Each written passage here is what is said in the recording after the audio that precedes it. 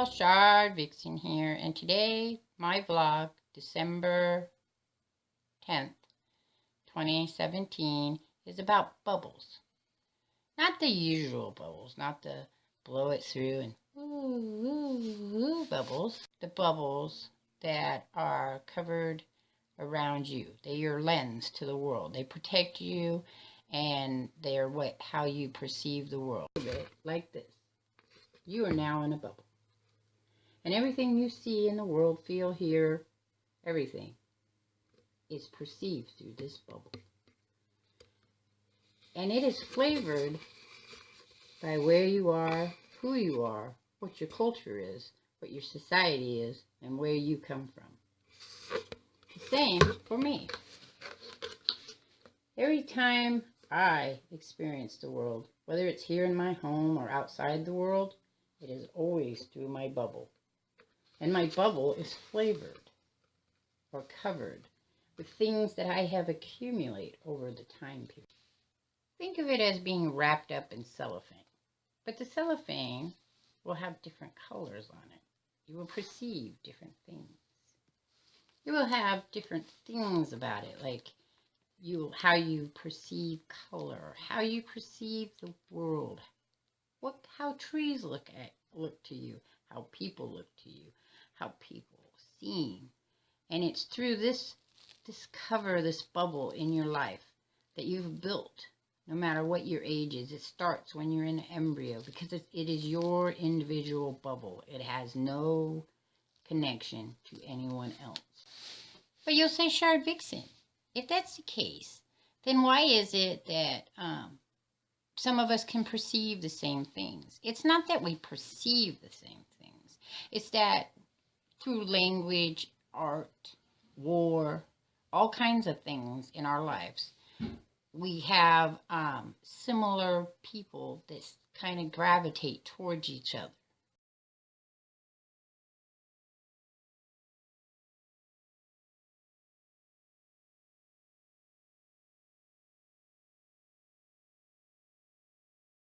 So what will happen is you have you, and then you'll have someone close to you, or many people close to you, and you will all say, that tree over there is like this.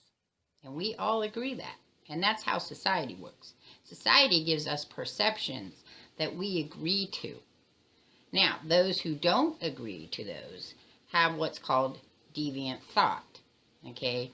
And people always use the word deviant to mean criminal, but that's not what deviant means. It actually means past the norm. It means beyond the norm. So you're not thinking like everyone else. You're not saying that tree over there, or that poster behind me, or my nose is the same as everyone else sees it. You see it differently, and that is deviant thought. I have deviant thought.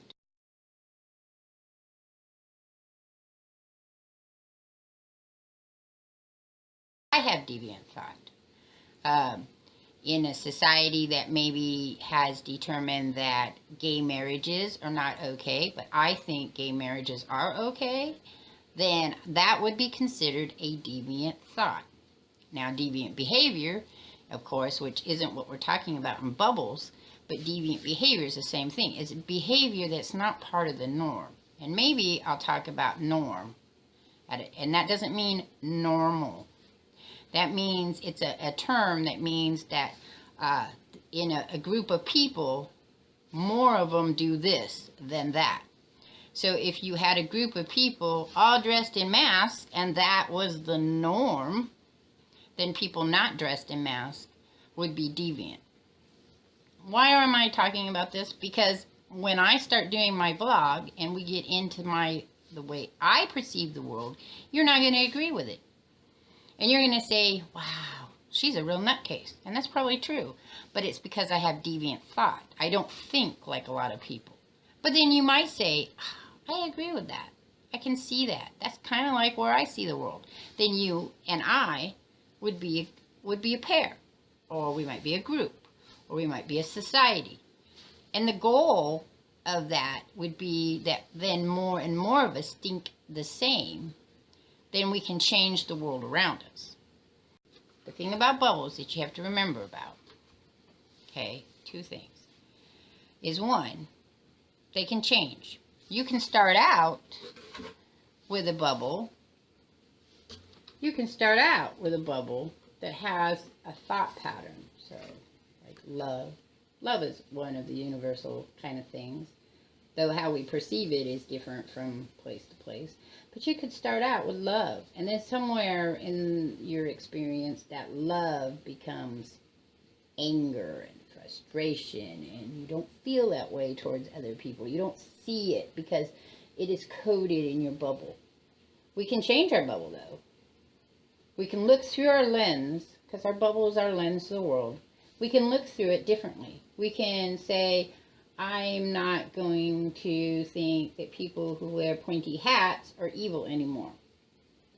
I'm going to decide that people wearing hats or not wearing hats, they're okay until I find out if they're not okay. Which brings me to the reason why we have bubbles. Ever so long ago, when we were all running around muck and didn't have cities or whatever, we had to create a concept around us instinctively that would help us and protect us. Okay? So that is where our bubble comes from. It is the idea that individually, in the end, it is just you, which a lot of people don't like, but that's the truth of it. You've heard the saying, you die alone. You're born alone, you die alone. It's the two things you do alone, though there are probably other things you do alone, privately, but for the most part, that's it. And your thoughts are your own. Now, in a society, right, the bubbles all have to learn how to live together. They kind of have to have a way. So before we had what was considered civilization, there were still societies, but before there were civilizations, people would they live in small branches, you know, and had to learn to perceive other people. And that's where, through our bubble, stereotypes come from. If I'm a little dude running around with my spear and my family, and I perceive a certain type of people that wear their hair in spikes, and those people who wear their hair in spikes are highly aggressive, then over time, everyone who wears their hair in spikes is just naturally aggressive. That's the logic thought. And then that would become a stereotype, because stereotypes are full of things that logically we think, oh, if you do this, then therefore you must do this. The problem with that, though, is because each person is an individual and has their own bubble. Even if you do one set behavior, does not necessarily mean you do another set behavior. An example of that is in the 70s and 80s, people who played D&D were considered mentally unbalanced. And a few suicides and murders were blamed on the fact of playing D&D. So society determined that one of the ways to determine if someone is a psychopath is if they played video games alone or D&D, or if they listened to certain types of music.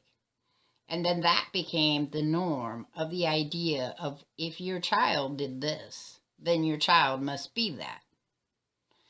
The problem with bubbles is that there is the problem in the world in general, in deviant behavior or not the norm, is there is the exception to the rule.